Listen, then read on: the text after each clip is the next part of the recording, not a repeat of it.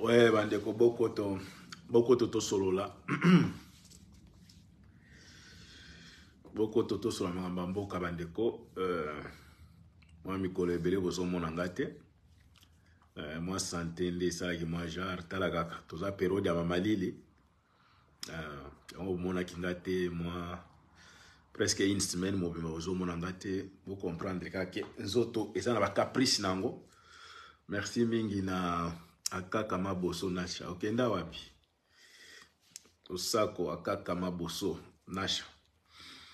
Pesi ombote place aux États-Unis. Na pesi Jean Fidèle Bokena. Merci en tout cas bandeko boko toto solo là. Moi ma casse est commis hein talagaka. Merci mingi na bandeko tubo koti bo partager ko ça la bien pour moi information eza moi ebele, moi mobilisation surtout pour na bandeko nyonso oyo bolingaka combat ezala toujours debout. Merci mingi nasha maboso na pesi mbote akaka. Merci mingi pour na bandeko tout oyo bolingaka combat. Merci mingi na maman Béatrice Lokwa donc maman Soda maman Béatrice Lokwa 10e commandement Zamba Pambola Bino na mona José Lomam c'est Lomami. Merci bandeko bo partager to solo là. Merci mingi na zone 51 maman na Elikia donc mutaboma na Lekio na Maele. Merci mingi na CNN la beauté suprême. Viens vers ça Kambale. Merci mingi na Tosta Seke Libulu Zamba Pambola Bino. Merci mingi na moni Timboyela en tout cas. Merci mingi Timboyela Zamba Pambola Bino. Bon partager comme ça la bientôt solo là. Pour tous on a toujours pour na ko ça. Je pense que na ba onyo so balanda biso bo moni que tout autolobaka et tombaka juste. C'est pourquoi tous avons besoin de soutien na bino tango to sengi na to sengi appel. To senga bossa la po bo moni que depuis to banda combat nyoso to yebisa bino de lobozo monango donc ça veut dire tous aka bien informé. Merci mingi na bandeko tout au bozolanda biso bokechu premier bokechu wayambo donc papa Toms. Merci mingi na maître Bola. Merci mingi na vie Eddie Bolombo mama de Boulonné. Merci mingi na Eunice Banze la fleur du jour la femme intelligente, très intelligente, j'ai bien très intelligente donc mikolo donc abo nyoso balingi ko kende ko somba ba maputa donc ba qualité à maputa eza kuna donc ba mama bo kende na Alost na Gessin Strat numéro 53 code déjà 3900 9300 je m'excuse. Bon je m'excuse 9300. Donc c'est ça le code. Dans un erreur de défaut moi pour renverser code de Bolimbisangay donc 9300 Alost donc 9300 Alost bokende ebele ko somba ba biloko kuna ba kosala ba transfert ko sala ba enregistrement ba carte les cas mobile donc nyonso tout ce qui est enregistrement. Merci mingi na Philippe Mpunga. Merci bandeko, je pense que naza moi makambo ebele na kosola Nico Yuyale. Merci en tout cas Nico Yuyale. Merci mingi bandeko. Je pense que naza moi makambo ebele oyo to kosolo la. Bingala yaka toujours na ba preuve à l'appui bandeko bokoto ebele. Chaque fois to monaka batu baleka kawa bokecho atangate yo eso yo yebi français bokecho yo d'ailleurs otangata mukete bon bon ngala ika na information. L'information c'est à vous maintenant boye bisabiso na bato bino bozo pia confiance ba diriger bino mboka bino bolobi il faut moto a diriger mboka za mutatanga c'est bien en tout cas ça c'est la logique des choses aza quand même na moi connaissance de base si qu'on a lingina no boye bisangai na lingina bisala ki sabino na image moko abo répondre ngai parce que na moni école ya ba Rwandais na école ya bandeko na biso ya bakasaye oya ba taliba batanga place moko Bati Fina Batistusta. Merci en tout cas. Ngoya en tout cas, merci. Toyo kanano cousine moko ya Félix biloko alobi. Toyo ka cousine ya Félix.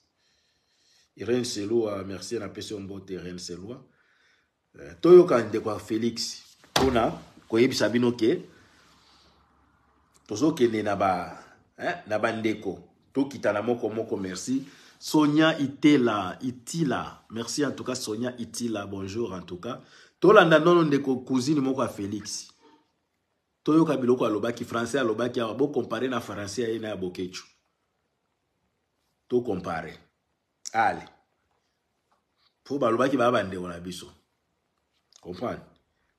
Tozo kita lelo eza moi comparaison, c'est au peuple de décider maintenant de voir bande ko toyo. Bolanda ndeko Félix bolanda nga bien information. Voilà ndeko Félix. Si vous étiez un jour nommé maire de Kigali, de la ville de Kigali, quel est le problème que vous allez régler et pourquoi ce problème? Le problème que je veux régler, c'est le problème des enfants, de la mère qui va mourir avant eux. Pardon, répétez encore. C'est pour le problème que je règle, c'est que c'est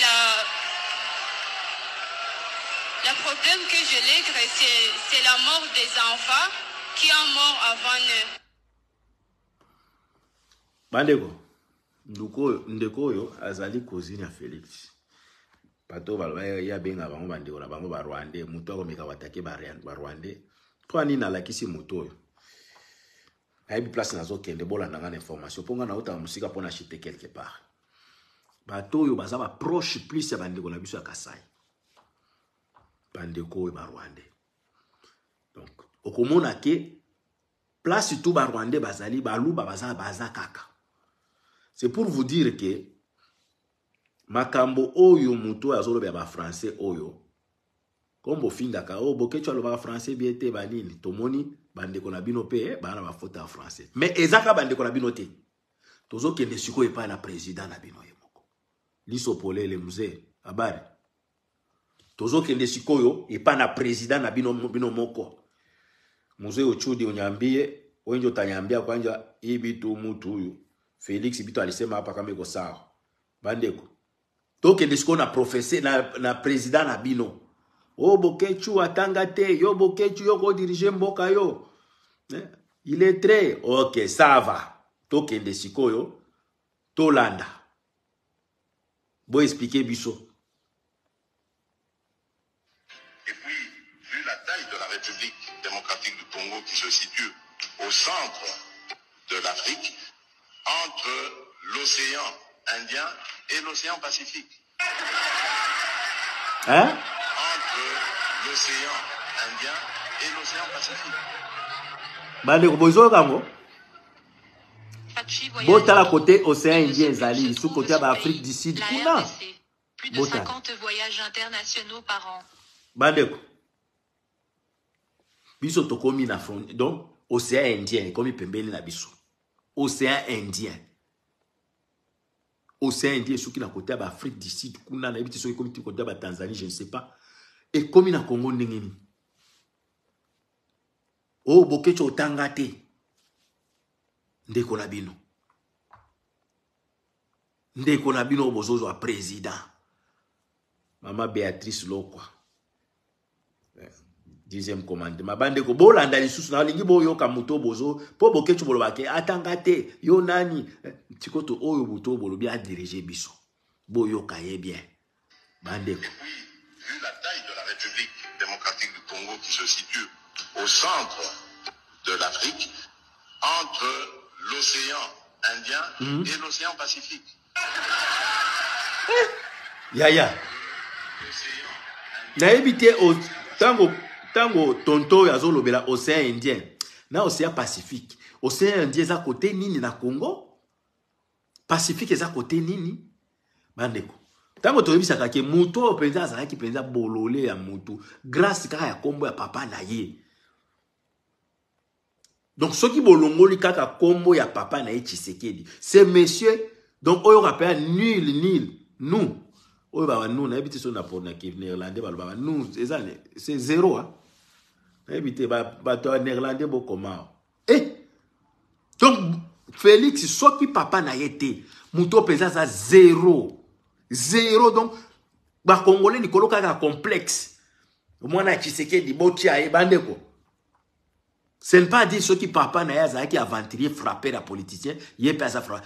Félix a mérité qu'on a la place on a été tala conséquence. A Kenda na Kenya. Place ezaki ceux qui ba osala ceux qui cop ceux qui 40 ceux 47 ceux qui na habité biloko moi ba tout ce qui est ba forêt. Félix a Kenda kuna baza kolobela sir comment empêcher batu ba kata en nil. Ah, wana nous ou bien je ne sais pas na mon en néerlandais wana. Hein? Baza ko ebisa Félix ke comment ko empêcher batu ba kata ka banzete. Mais Félix a l'écart. A ABC, je pense que à Macron. Je suis venu avec un entrepreneur qui coupe, qui transforme le bois en charbon. Et pourtant, il ne faut pas qu'on coupe le bois. FM les sages, le sac. Botala lelo sukoto komina pembeni ya océan Indien. Donc, si je comprends bien, le monsieur azako longola biso penza na Congo, azo pousse biso même. Na ebite so kalinga pousse biso même côté Afrique australe kuna. Pour Australie déjà assez aboya na Sadek. Donc na mutu a Félix Congo eza disusu na secteur wana te. Akomi trop ba Burundais, ba Rwandais, ba Ougandais, ba Soudanais na mutu na ekomi bongo même ya nini océan Indien ngo eza pe côté na zoloba te. Bande ko eza malédiction kozala na mutu lokola Félix na mutu amboka. Ceux qui ont mis benga congolais avec président comme Félix, tu es maudit mon frère. Parce que Félix a détruit le mboka yo qui si soni na ba forme et tout. Ceux qui ezalaki mbisi, ça veut dire ya koita, ya kotumba, ya kokalinga, ya bouillon tout. Félix a yo qui si mboka soni na ba forme tout bandeko. Comment yo koki koloba ke Congo eza pembeni ya océan Indien? Ah na ndenge nini? Na ndenge nini? Boye bisanga na ndenge nini océan Indien soki na ba Afrique du Sud kuna. Tokomi ndenge nini na côté tiba côté ba Afrique du Sud. Océan Indien. Bandeko botika kotia complexe Félix sans papa na ye. Aza pesa nul. Oh na l'année va ça nul, soki nul. Zéro chizengu. Les lois sont sengela bino deuxième mandat de toute façon ba élection eza na ngote bandeko na. Ngala ozela siko bandeko bazaki na poto awa, bazo tambola o ba bandeko lo ba mingi. Bo kita siko ba élection ngwana na moni ke ba élection bato bazo se ko kanga ba photo, bato baza ko sala ba carte électeur. Mais si les gens ont la na poto, pourquoi Congolais sont médiocre à niveau même? Les colocs qui a promesse à pas battre qui m'a belé naïe. Les colocs qui failli là où tu kozalawa à kosi bino. Ah les besoins tozo kende Kinshasa. Mais bon kende siko la tourne léon là où tu kola na manifestation mo salem. Félicitations là-bas na Kini. Pour le peuple est déjà prêt. Le peuple zaïrois partout est prêt. O eza kozanga peuple wana eza ba leader politique bazate o ba ko assumer responsabilité bazate. Si qu'on a tout ni manifestation o yoti ko salema. On a pesi félicitations na ba jeune tout o ba bimaki. Eza manifestation ba lobby à opposition. N'est-ce pas? Si qu'on a tout ni Katumbi azape na opposition. Matata Mponyo azape na opposition. Quand on voit Matata Ponyo, on voit directement Kabila. Ça veut dire que Kabila n'est pas en opposition. Parce que Matata Ponyo égale à Kabila. Kabila, ça veut dire qu'il n'est pas en opposition. Ça veut dire, Makambo, Félix, c'est mon frère. Ça veut dire que Fayulu a l'imbicié. Mais pourquoi les gens Fayulu a marché les sous Kobimisa Batolibanda? Pourquoi? Toi, tu as déjà pardonné. Pourquoi faire sortir les gens dehors? Pas Fayulu a pardonné naïe. Mais les gens Fayulu a bimisi ils sont battus contre qui? Parce que là, dans la politique, il n'y a pas d'amitié. Il n'y a pas la famille. Mais Fayulu a dit ça qui dit ok, Félix c'est mon frère. Siko yo si omona siko frère na yo obimiseli bato contre ye. Tango tu sais que bozana ba politicien te. Tu as vu ça que bozana ba politicien te.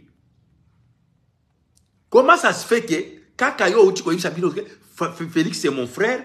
Donc quelque part, c'est comme on accepter politique na ye, on dit que c'est ton frère, à ça la politique na ye, yo fan comment les gens ont commis kobimisa bato, pourquoi il fallait qu'il otika parce que c'est ton frère. Fayoul, c'est ton frère Félix. Katumbi, azana katia. Ya nini, comment on appelle ça? Ya union sacrée. Azana katia opposition. Lelo balobi Katumbi pe batuna ba bimaki. Maintenant comment il s'appelle? Matata Ponyo. Batu ya Kabila bazana katia union sacrée. Soko tuninga batoni bazana union sacrée na kotangilo baza ebele. Baza ebele tout balambere mende baza moi ebele bele bango tout bazana union sacrée. Mais les autres monika kabatu ya Kabila isusu ba matata Ponyo ba komi na opposition. Siko bozo sakana na banani.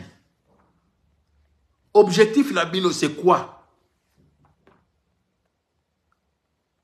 Parce que bazo linga ba kanga peuple parce que peuple oh yamboka na bino azako dépendre na mode comment mode d'ordre ya ba leader na bino.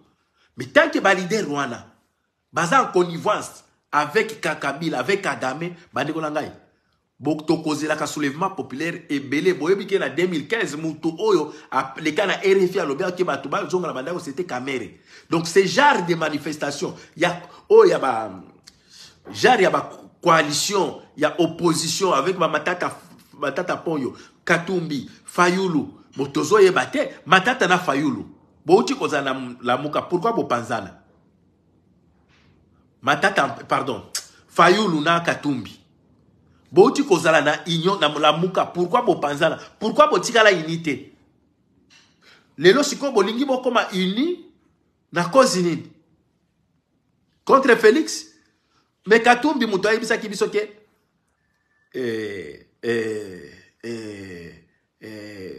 Félix c'est mon frère. Félix c'est mon frère. Mais je suis là, je vais travailler pour la nation. C'est pas Katumbi. Lelo siko Katumbi a comme obimisa, il va plus travailler pour la nation a comme obimisa bato. Vous jouez avec qui? Vous nous prenez comme des cons. Bolié, bozouzi bambongo. Allez, bon, moi, comme ça, le rôle de l'opposition. Fayoulou, baje wana ya Kabila, ya Tshisekedi toyebi yango, papa. Baje wana ya Tshisekedi toyebi yango. Po bokendeke musika te, boza na limite na bino, ya kobimisa bato. Boza na limite. Po tango ekoyinda ke bo bimisa bato. Boko pesa bato te. Fayoulou mutu aote ko yebisa nga na bokechu. Fayoulou na kobimisa bato te na age na nga bakanga ngai. Na kobimisa bato te. Siko azo yebisa bino ke kobimisa bato na wana zaki na na yebite soka zaki na 65 ans.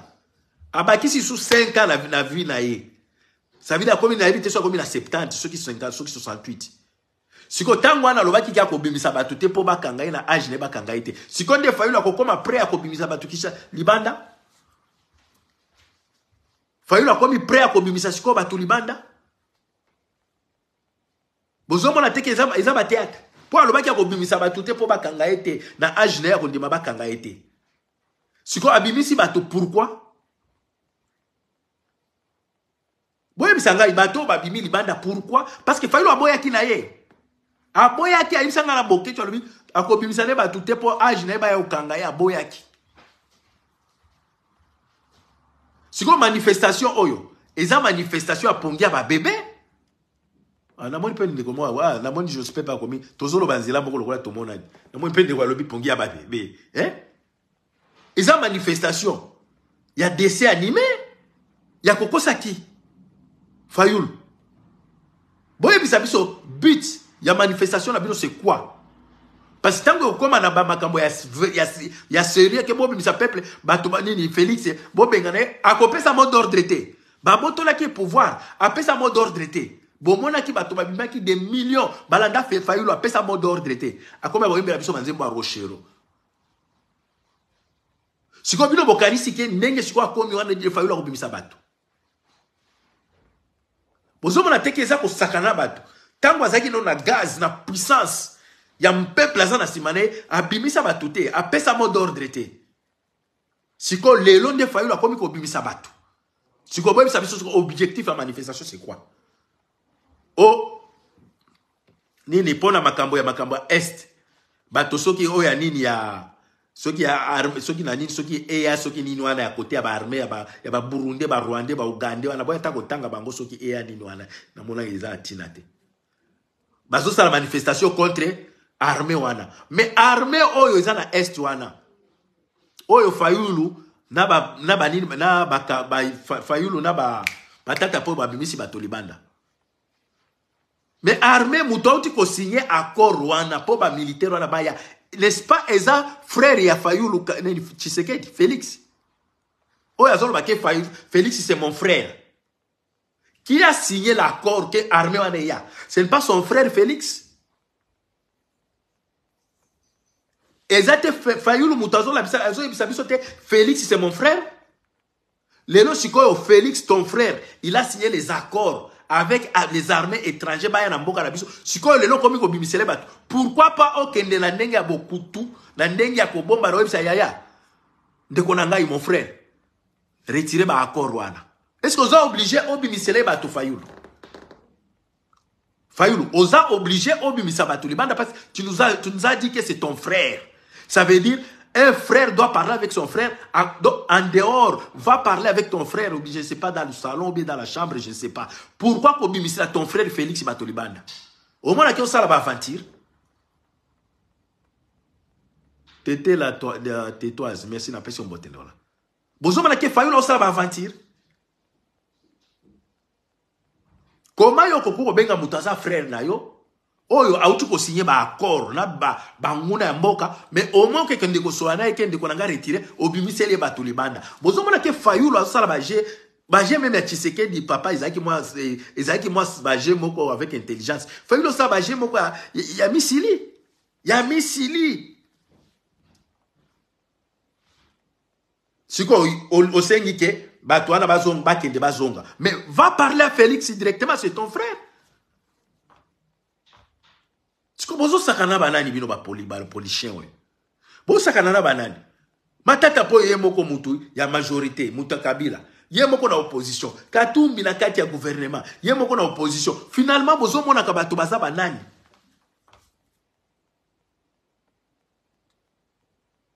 Peuple zairo, tous ont conscience, bamba avenir à mboka neza avenir à biso nyonso. Exacte parce que boke tuna eso balobaka bokomi lokola problème même makambo toza na ya musique ya le 17 mai et le 17 mars. To senga ba dekolanga bo tinda ba mail, boza déjà na ba mail o tozo pesa tout le temps. Soko zina lo mail te beta na Google que nini mail ya préfecture de Paris.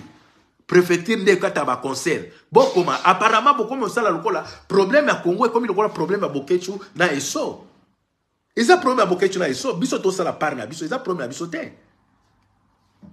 C'est là na yo kisabino eloko mosusu. Bon mona koma boza grimacer, boza pesa oyo ka pesa, boza traumatisé, boza grimacer par ba aventurer ya bato baza ko diriger mboka na bino. Zela na lukila bino eloko moko.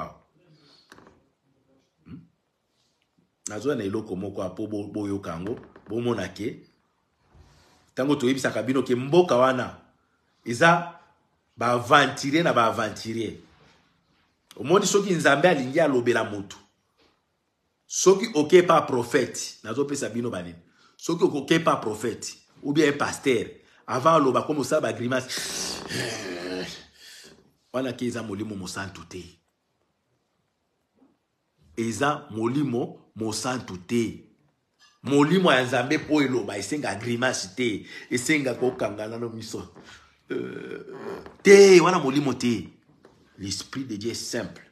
Moutako yebiso un message, parfois aux autres douter la douter, est-ce que ça c'est l'esprit de Dieu? Ça qui a grimacé yo, ça c'est la grimace. Mais oyo tozo mona awa. Boziana la kisabino, bon mona ke ezali ba grimace ya pasteur. Pasteur oyo, aza pasteur a Botala.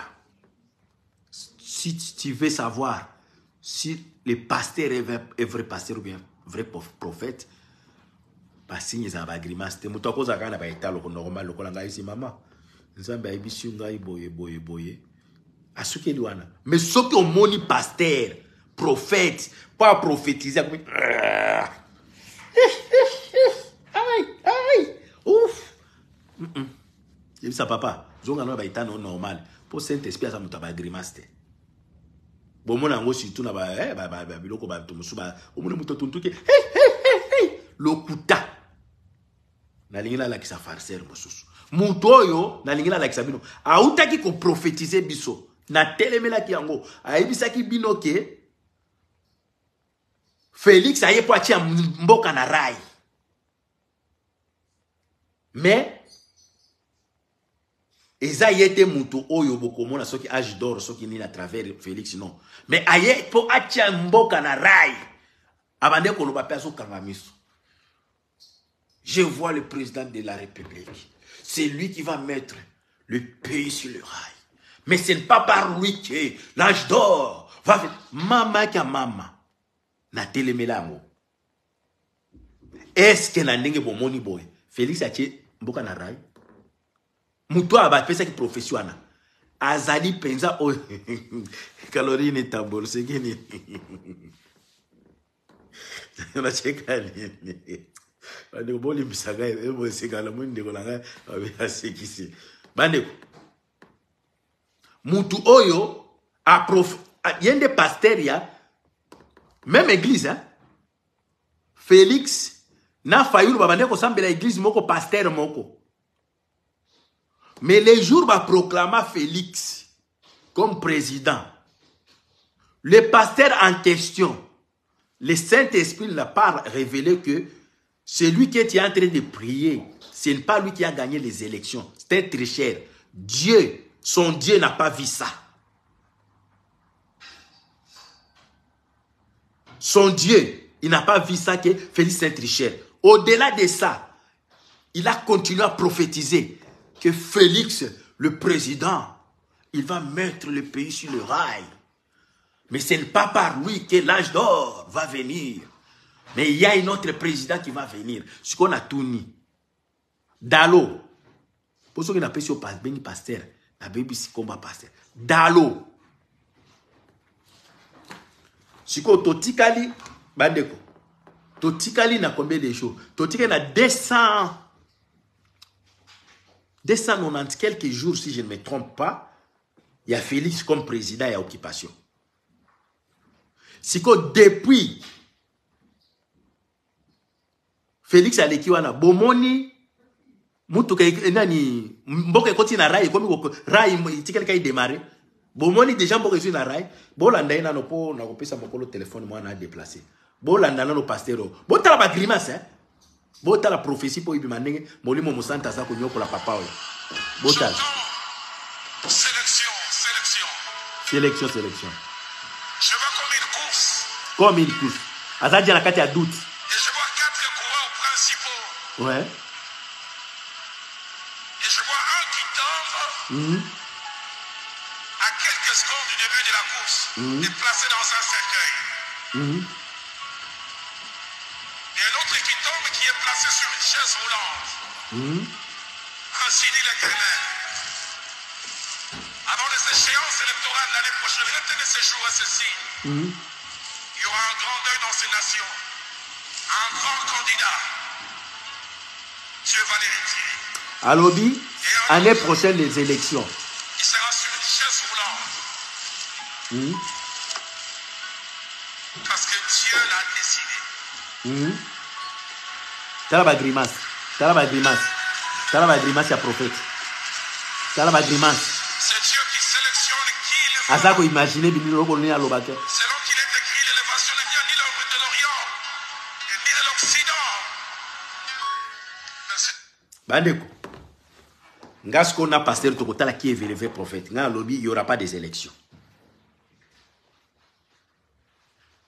Azolo Baké, je vois comme 4 ceux qui leaders, ceux qui il est d'abord dans l'imagination. Azako douter comme Azolobela déjà que l'année prochaine il y aura les élections. Asi a lobby qu'il y aura un président année prochaine. Bandeko, moi je vous dis qu'il n'y aura pas des élections. C'est là où maintenant on va connaître si c'est pasteur, les vrais pasteurs. A lobby que les 4 candidats bokomona kamo côté na chaise roulante. Toza la binoawa. Bokomona ta mutu mon côté na chaise roulante ti na décembre. Bokomona mutu mon côté. Ngai na dalo to komona qui est le vrai prophète. Bokomona ni mutu mo akoya ni malade ni mutu mo akufa zate kandi ngazolo bana ngana na contredire na biloko tu mutu akufa zate mutu atambola na chaise roulante zate élection ekozala te. Ekozala te. Comment vous fandi boye okomi ko benda ba bilila ba image na éviter soki auto benda soki nini o fandi boye oh Saint-Esprit azaka besoin de concentration te. Azaka besoin de concentration pour faire passer les messages. Non, l'Esprit de Dieu. Pour parler, il faut faire des grimaces. Je vois les... Non, l'okuta. L'okuta de Konangai. Esprit en Zambé. Et qu'on soit un fou. Nanzela. A kolobele sans grimace. A koyin soki maman. Place au kuna, ça la attention à biloko à kolia. Aleki na ye. C'est à toi maintenant de savoir si c'est vrai ou faux. Mais ce que au monde na zo yebisa bino bande konanga OK pas pasteur. Abanyo. Alléluia. Hey. Bande konanga. Aventure. Les abadalo. Dalo ya yebisa ki biso ke Félix a kotia mboka na rai. Mais ce n'est pas lui qui va construire le pays. Est-ce que na ndenge bomoni mboka ikuti ata na rai? Ou bien de kundami biso na rai yango ibukani. Rai oya lobela bomoni yango.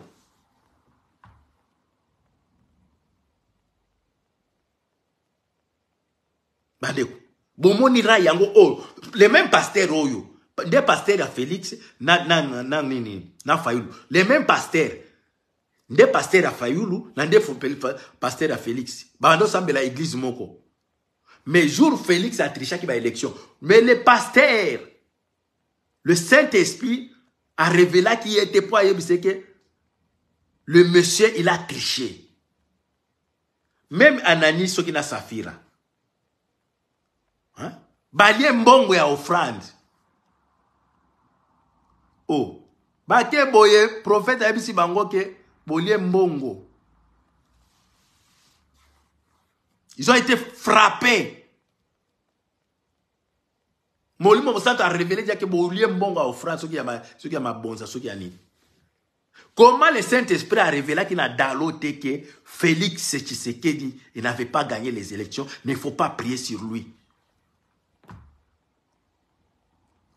Mwendo batonene. Osa konde konangai. Nzambe wana zaka nzambe na bino ayaka ka période ya mama de Bolonais losako. Nzambe na bino ayaka ka période ba élection. Bokomi kota la tendance qui peut gagner les élections. Bokomi ko pesa ba élection selon ndenge bozomo na mouvement ezokende. Nzambe na bino azelaka ka la période wana. Boye bisaka biso déjà nanga osa président. Après awa botangi la biso kombo. Botangi la déjà kombo siko OK. Tel n'est pas président après Félix. Mais pour le moment, bozolo belo côté po, bozo mona no tendance yango ba élection yango, mais oyo pa atanga mi diana buzoba. Ngai na ye comme aussi un prophète na lobi, il y aura pas des élections. Ce n'est pas ce que je dis aujourd'hui, ça fait plusieurs fois que je vous dis, il y aura pas des élections. Dites amen. Ngana dalo, il y a promettre que l'année prochaine, il y aura un président. Moi, je vous dis que l'année prochaine, il n'y aura pas de nouveau président. Il y aura toujours les marionnettes des Rwandais, de Kagame, qui est Félix à la tête du pays. Et il sera chassé. On va lui chasser. Dites amen. Il sera chassé. Oh, bon, il y a un timide peuple déjà, il y a un grimace tout le temps. Dalo, on se respectait, hein?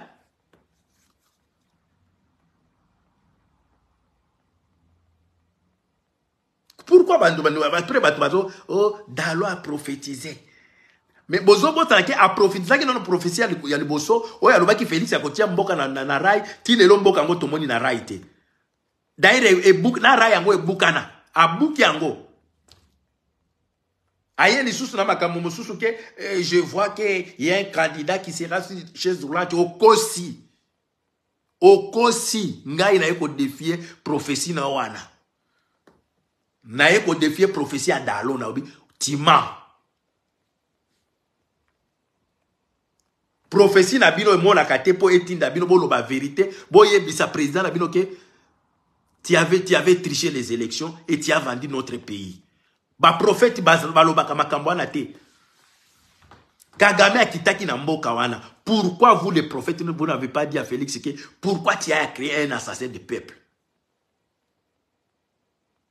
Tout le monde a prophétie et le baquet Félix ne faut pas que Kagame c'est un assassin du peuple. Dieu n'est pas content de saluer ces messieurs. Non? Bon, kena kuna stade plein. Bino ba pasteur boyamba Kagame. Mais beaucoup quand on la vérité te que muto abomi peuple na biso. Mais les robots la kabiso makambo ya koloba ke Félix il y aura pas des élections. Moi je mets un défi. Donc entre moi et Dalo, on verra qui est le vrai prophète. Moi je vous dis qu'il n'y aura pas des élections.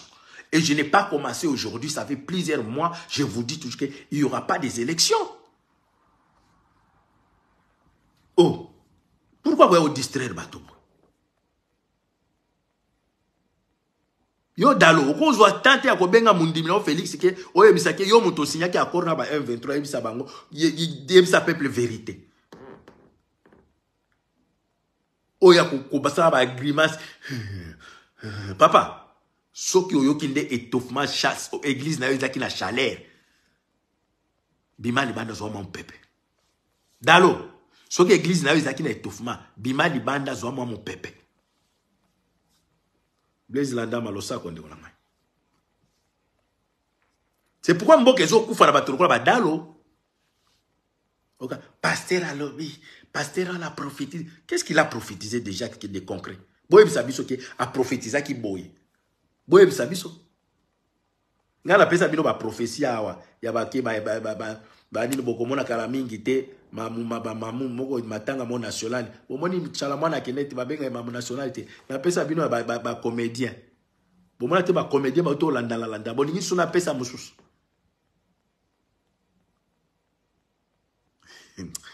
Béatrice Lokwa na lo bananga ya lobina osekisa bino na lo bananga yi e bandeko bolingi na pesa bisu prophétie na ko pesa te po yuta ipana ngai te za lokola orgueil mais nazo yebisa bino ke makambo Dalo alobi ngana défier Dalo avec ses prophéties.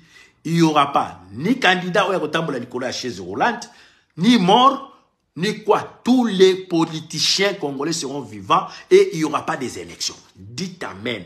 Totiangaï na Dalo, Totala mena qui est le vrai prophète et qui voit loin. Qui voit loin. Oh, boni boy. Pour la distraction, mettons bien vanga. Kumbo, merci en tout cas de onangai. Oh. Batu bazano na ba problème osusu ya manzala. Nakatanga kuna balobi biloko ya kolia boniko boli misanga wa ezana studio VV. Ah, papa la vision verkisa kenda na kanisi kaka. Qu'est-ce qui ne va pas? Oli Misangai, je pense qu'il y a quelque chose qui ne va pas. Boli Misanga Bande Olangai, je pense que l'ordinateur est déchargé. Une minute, hein?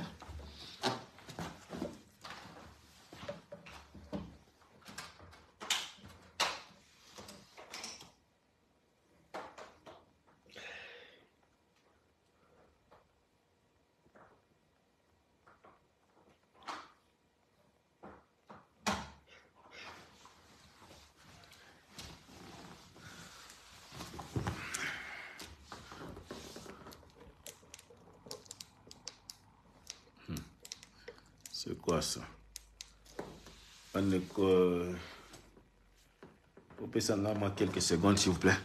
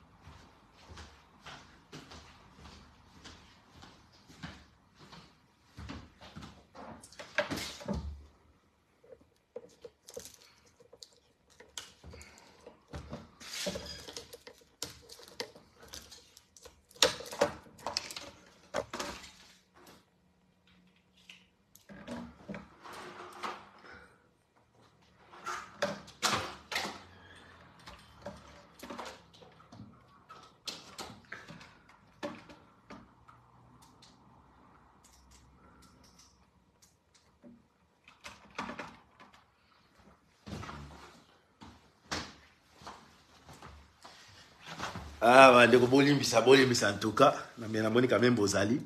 Bandeko. Na mona nono ba prophète lokuta boy. Oyo nazo ebisa bino bandeko eza vrai ke. Na mboka wana eza na bato mususu foko. Na épité hein. Dalo ya za congolais. Ponga la na baloba nga déjà baloba kana nga Kenya. Qu'est-ce qui ne va pas là encore? Oh yo.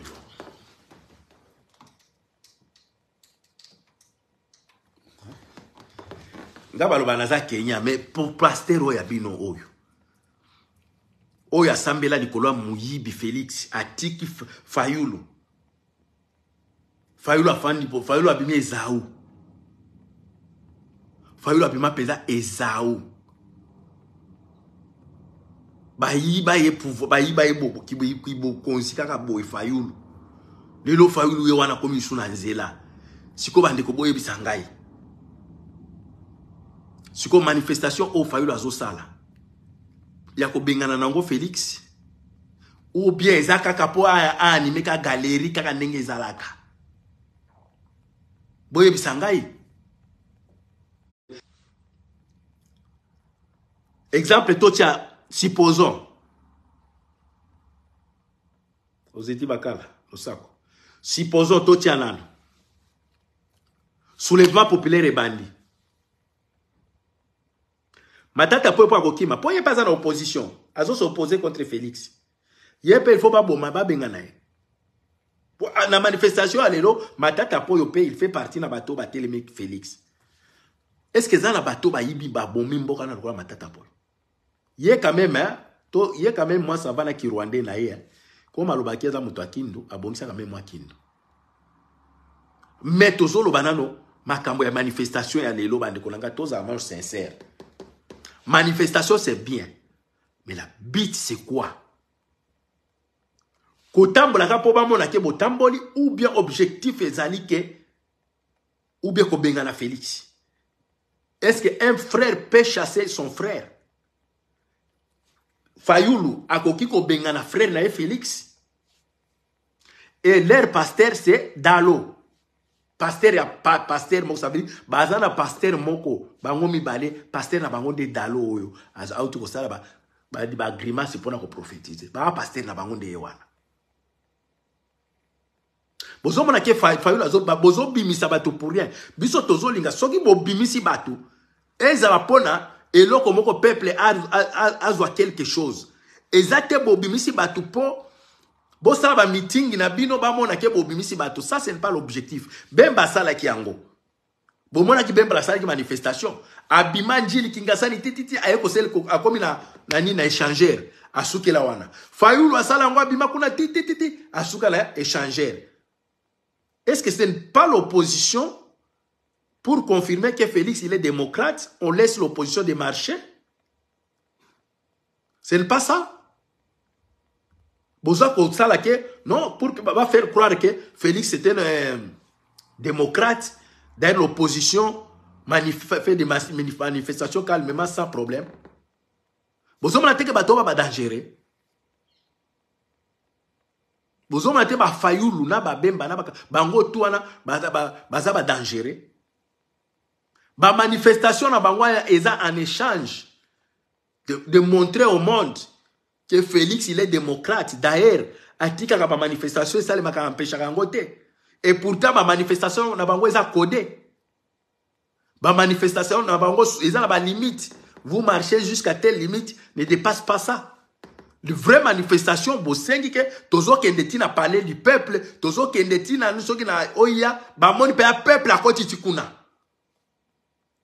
O ba manifestation, bo uti nga ba no ki soki boki kosuki la soki wapi. Voilà manifestation, le but c'est quoi?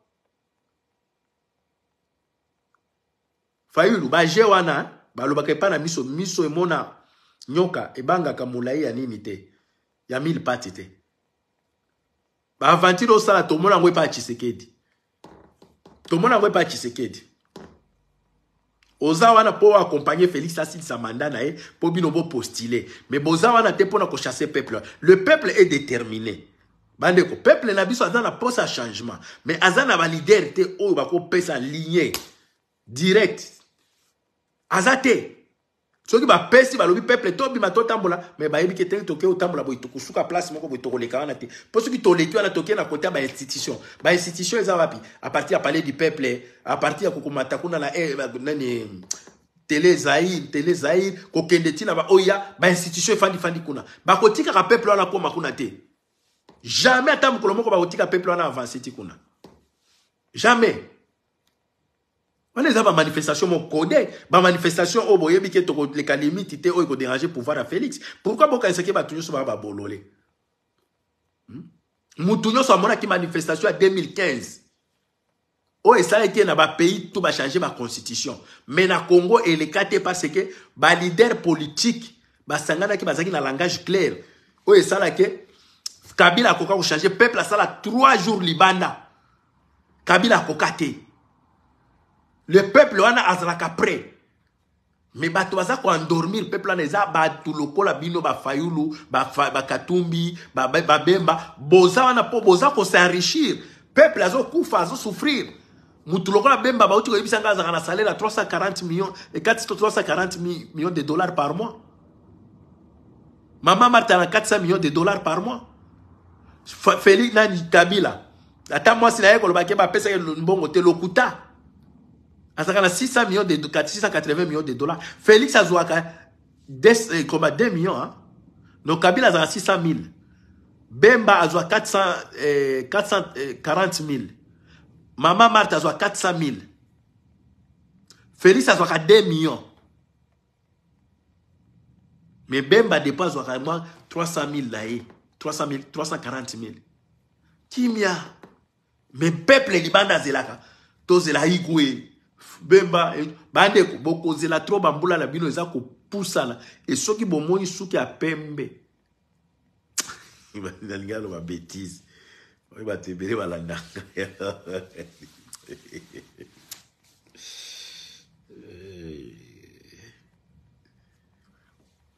Merci mingi en tout cas Kaseba Mwamba Joël na pesi mbote ndeko ngai. Merci mingi na bandeko to Apacha Koubaro, merci en tout cas.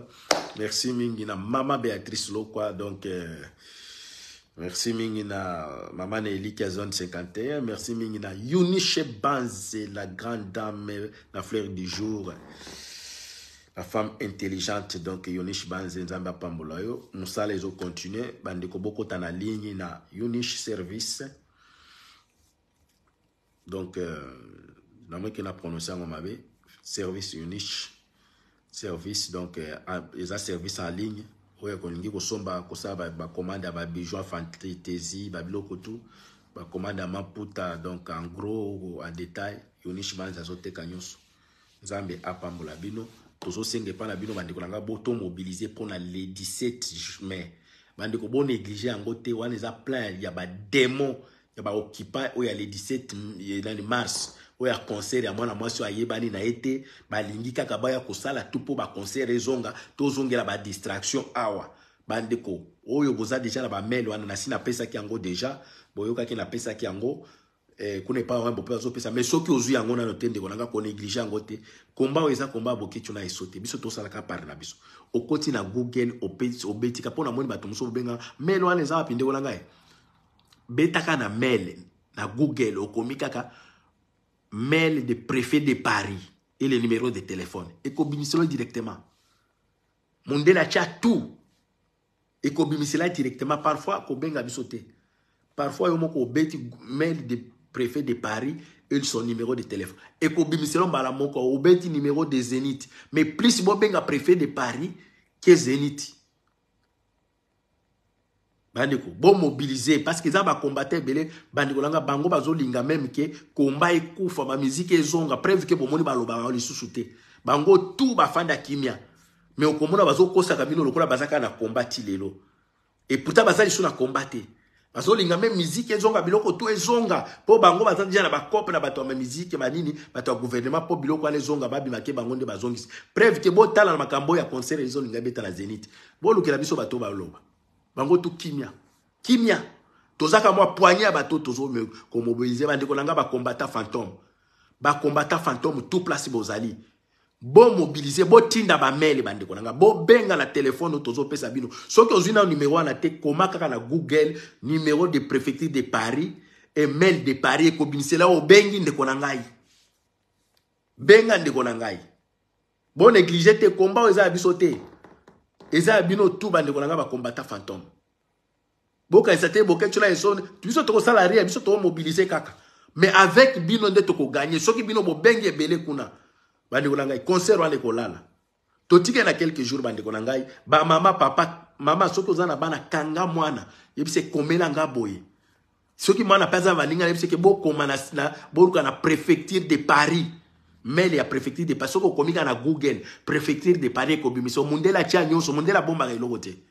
Soko komika na préfecture de Paris na mail okomona bimise lo na numéro de téléphone na bango. Nzambe apambola bino. Blaise Landama, merci en tout cas. Botindika, biso to sali par na biso. Soki bato mosusu wa baki to komona conseil la beta ba ebeta po to suki sa peuple mokonzi. Bo malade. Bo malade peuple mokonzi sala combat na défi na mutute. Biso to sala combat pona ko mobiliser peuple jusqu'à une libération na mboka na biso. Mais ba mosusu ba komo sala mutema mabe ke soki combat ko bilo kwango zonga na poto ba musique zonga. Bakanisi soki bazongi sinde biso to okufa. Toko continuer toujours liti na biso. On va continuer. Merci mingi bandiko langa Nzambe apambola bino. Galawa via Ibra Simba Lubeni. Merci en tout cas mbote mingi ndiko nanga. Oyo alingi moi dédicace okomi moi kombo na soki na moni yango na opesa peut le poème ba kombo ezo circuler te. Merci mingi na bandiko to ba uti kokota. Merci mingi na Chama Bosso na États-Unis. Merci mingi na Mama na Eliki zone 51. Moto abomani aleki na maele. Merci mingi na CNN la beauté suprême. Ah non mona ba kombote sinon soki parce que ba musu ba komaka kombo zo mona na te okanja. Sans oublier Mama Christine Wayi la Miss de Bambole. Mama Christine Wayi la Miss de Bambole Nzambe apambola bino. Bino yonsona Mama Béatrice Lokwa donc 10e commandement Nzambe apambola bino. Awa na lobi na fingi mutu. Aboko pembe. Na fingi na nga mutu te. Na tiki, na kati. Dit amen que élection kozala te. Ngana dialo tokotala qui est le vrai prophète. Ce qui a l'ininga pena tout kana sala. Akosala ngwa. Bino bato bokendi pa ba prophète. Soko moni kaka mutu abandi. Hey, oh. Hey. Yeba ke mama kata. Ajo jantama merci en tout cas soko moni kaka mutu abandi ko tuntu ka va profiter. Ta ko kene goshite. Zana espia bangala. Kata professionnel. Kata. Nzambe apambola bino.